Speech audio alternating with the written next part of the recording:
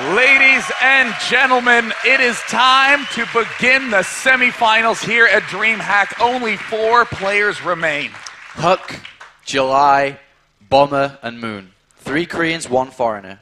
And keep in mind, Huck has been desperate for a big tournament win for a long time. He's always performing brilliantly on the ladder, doing well in the GSL, but he never can quite make it to those final 4 rounds, always gets knocked out in the round of 16 or in the round of 32. I mean, back late last year, he did manage to take down MLG Riley, but then after that moved to Korea, and then his success went out the window. Hasn't really done anything, but now, slowly but surely, his training over and over, 12 hours a day, and according to Jimro and the rest of the guys, he literally does practice extremely hard within the house, and now it is showing Final 4 in a large, prestigious tournament like this. Yeah, at the start of StarCraft 2, we saw so much volatility because he ended up with those losses where it was like, I just didn't know he could do that. A lot of players had to explore the knowledge base that was there in StarCraft 2, but now a lot of those easy ways to win, people know how to defend against that. And Huck, who has that training regimen better than actually most of the Korean players in those Korean pro houses, is starting to get that edge. We saw not only great prepared builds, but in particular, an incredible ability to focus under pressure, as shown by his series against Moon. And yeah, just looking at that series against Moon, managed, as you said, to stay in the game under so much pressure, to stay calm. And that is really a true sign of how much training he has gone into to understand what he needs to do, how to stay calm, and how to react to the situation given. And that is a true sign of a champion. And could Huck be that champion in this tournament? Well, the problem is he has to play against StarTale's July, the first Golden Mouse winner in StarCraft 1, won 3 OSL championships in one of the hardest competitive scenes anywhere. If there is a player who is known for his ability to practice and to come up with genius builds, it is July. And now July, we have seen, has had kind of a shaky road to the semifinals. And July, with his aggression, very similar style in ZVP, just like Moon. Very similar style, and like we said, Huck managing to take out Moon. Can he do July Zerg? Huck, on the other hand, has a lot of pressure on him. We talked about it before we came into this game, a lot of pressure. Every non-Korean in the world right now who loves and cares so much for StarCraft 2, just like we do, will be hoping for Huck to come through and manage to take out this, especially to prevent another top 3 Korean finish. Now, keep in mind, Huck right now has one of the best records in the tournament. I actually think, no, he has the best record of all the players remaining. Huck right now 14-1 in individual games. That is a tough feat, because he is against the best of the best from all around the world, not just taking down his fellow Europeans, but also Moon 2-0. I know, and managing to beat Soccer in the quarterfinals 2-0, relatively easy, especially on that Tal'Dream game.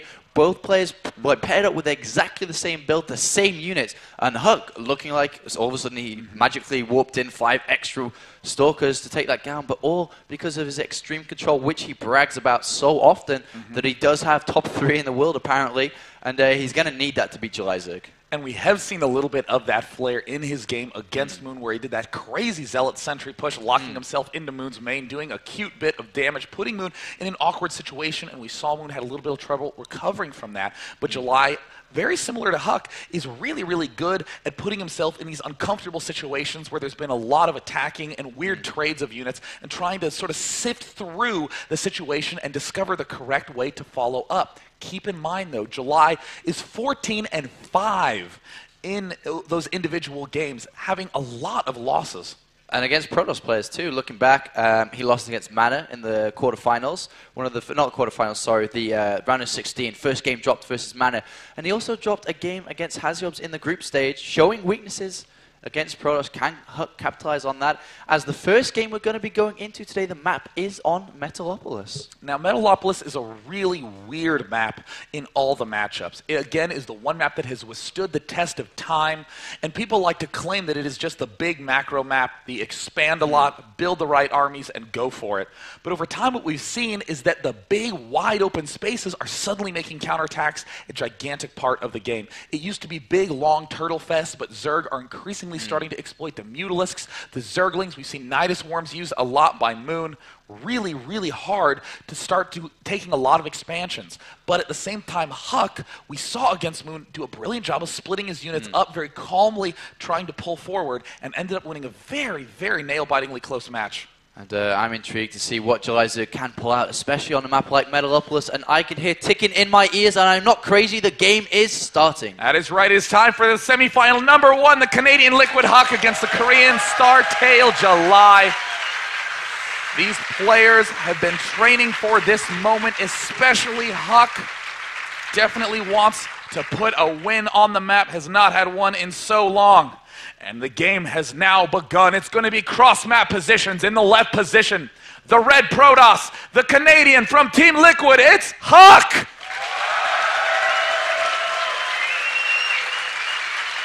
And in the right, as the blue Zerg player, one of the legends of old in Brood War, establishing a new series of legendary games in StarCraft 2, it is July! And looking at the head-to-head stats between these two players, and Huck not looking too good, actually, losing to Decisive twice now, 0-2 in actual games. First game was about 2 months ago in the World Championship when Huck was competing for the rest of the world against Korea. And then about a month ago when Huck was trying to continue with his Code S run, had to run into Inca first, and then lost that game 2-0, and then Decisive pushed him down into the upper down matches, where then he went on to play in the Marine King Prime and MMA bracket, which secured his Code S. And Huck, I mean, if I was a Protoss player and I was Huck, and you come across MMA and Marine King Prime, especially the way the balance is in Korea at the moment, the way the Terrans are dominating, Huck managing to stay alive. Can he stay alive and proceed into this tournament? And as we see, Huck going in with a scout here. And we'll see the spawning pool and extractor. No fast expand from Decisive here. Oh, look at this. Very nice control by Huck, preventing July from starting any mining at that mineral patch. Completely shutting that down. We're seeing 3 drones go into the gas geyser right now. We do see the spawning pool is getting close to completion.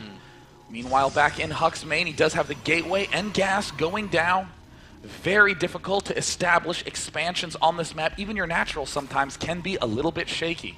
And Huck does go into gas finally. A split second slow there, but nothing to take away too much. And Huck still with that probe control inside the base of July, really you know, being a nuisance with that probe. He's going to go ahead, scout the gas. And now July Zerg spawning pool finishes. 1 queen and 2 lings are in production. And I'm sure we'll be seeing that speed upgrade starting very, very soon. Now, this is considered to be the safest opening for Zerg. You not only get Zerglings out quickly to repel any sort of pylon pressure or kill off any kind of cannon rush or even early zealot pressure, but also you get that Zergling speed, which means 0 scouting for the Protoss player. Extremely difficult to put on any pressure or even get any information early on as a Protoss. But the one sacrifice you make when you're in July's position is that you are going to be very low on drones. Look at this, at the 3-minute and 50-second mark, that's when that hatch goes down. You can actually start that hatch before 3 minutes if you don't end up doing this build. Indeed, and now we have the 7-8 core being chrono boosted, and the Zealot clearly blocking the ramp here. 2 lings will not really be able to get too much information. They do see the warp, the warping on here being researched, and the sentry behind that. And he'll be wanting to see, does he have a stalker? Does he have a sentry? What does he have there? Because that's going to help July Zerg identify this. And because this is cross position, it's kind of hard to get an overlord in position here, because we do see a lot of Protoss players most recently being a little bit aggressive with early units, trying to snipe out any out of position overlords. July Zerg is going to move out that Zergling. And now we do see the double gateway being added on to make this into a, looks like a 3 gateway, and then followed up by an expansion. So we do see the Zergling going to take down the Gift of Freedom. No longer the Meng statue, patching all the names. Blizzard wants to keep this map nice and fresh, as once again it is the only map that has stayed in since early beta. July, look at that timing, going to be adding on the larva, and the second hatch going to finish, lining those 2 larva injects up quite nicely. We do see drones on the transfer, and Huck is going to be doing his classic early expand, and look at how early he's going to be throwing down that expansion Nexus, Apollo.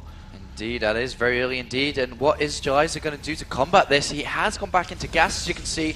Has over 100. He's gone for a rather fast layer here before. Usually what we see players do is go for an expansion kind of fast from here to kind of keep the economic advantage. But no, July goes for layer before going for that 3rd base while adding on a Roach One here. Now, keep in mind, the wide open spaces allow for those aggressive opportunities. We talked about that before the game.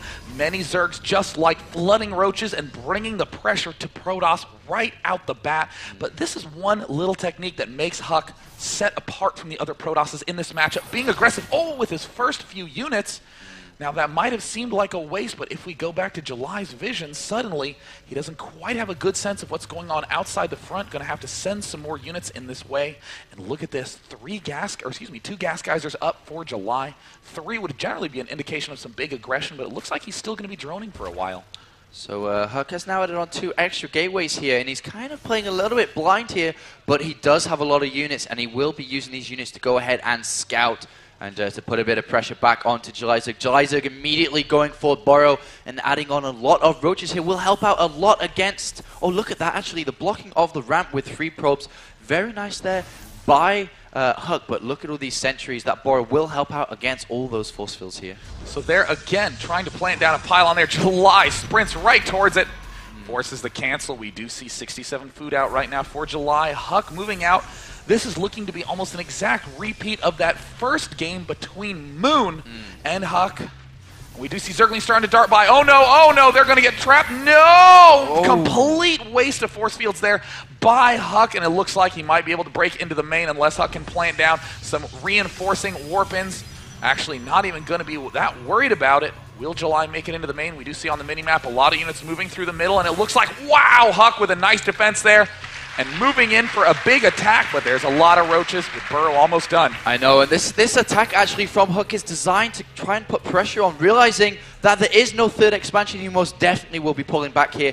This, like I said, this timing attack from Huck is to put pressure on the opponent because he's invested in that third base, because he's invested in a bunch of drones, but July Zerg has none of that, does not have that expansion up. Huck realizing this, knowing that July Zerg's money has been spent in units, will most definitely pull back here and continue into the next stage of his game, which is going to be adding on that robotics facility. Oh no, look at this, 18 Zerglings in production. It means that July is more than likely going to try to go for an early bust. He's made a lot of roaches, did not want to do that. We see in the unit production station, there's only 41 drones on the map right now. Huck desperately needs to get this robotics facility finished, get an observer out so that way he can get this defense up. Third base going down now for July, but this one proxy pylon very smartly planted by the glory of Dominion at the south of the map. And these Lings are in the top location. Scouting no third base has gone down for Huck. I love Huck's position here. The only thing we're missing is a forge. Usually you do see a forge being added on a lot earlier to go ahead and get that +1. Even a cannon for defense. Overseer does come in, plants a changeling. I'm sure Huck will not let that one slip. And the Overseer is going to be taken out as well as that changeling. But as you said, that pylon down in the south location is going to be great. Because as soon as July Zerg pushes out, Huck will instantly warp in a couple of zealots and can completely harass this third base, even forcing it to get cancelled if he goes in earlier, or even destroy it. And look at that, July Zerg adding on Spire on the natural, kind of like Moon did against Huck earlier on. Looks like the Observer did not end up seeing this big push in the center of the map. Huck's going to have to get some perfect force fields down because these units all have the speed upgrade. We see Huck moving out. He sees it. He recognizes that the push is coming. He's going to throw down the forward force fields. Will lose one sentry. Can he keep the remainder alive? We have the Immortal out right now. More Stalkers getting morphed in. Oh no, it looks like July will have to retreat. Great defense by Huck. And look at this. This Ling in the north location is preventing Huck throwing down this Nexus. And does he have an Observer? No, the other Observer went across the map and he's having to pull it back. And a great use of that Burrow, not only in the roaches, but in that Link to deny that expansion. Oh, and it looks like the roaches from July moving up top. Oh my gosh, you'll rarely ever see this. It looks like Protoss might be surrounding the Zerg. Can he get the force fields off? And he gets the... Oh no! Oh, July getting trapped. Force fields getting thrown down by Huck. Perfect control, ripping apart this force. The exact move that Huck needed.